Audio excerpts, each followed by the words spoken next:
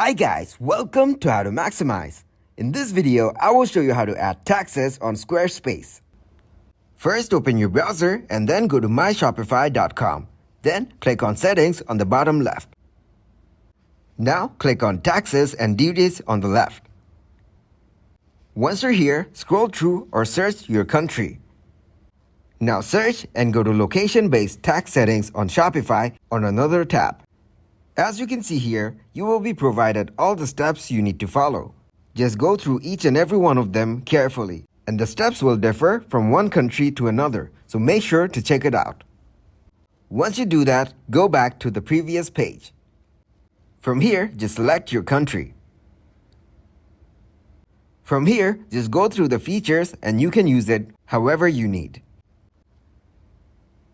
Then, if you go back and scroll down, you will get to see a lot more options like duties and import taxes. Go through these and you can click on Compare Plans to check it out.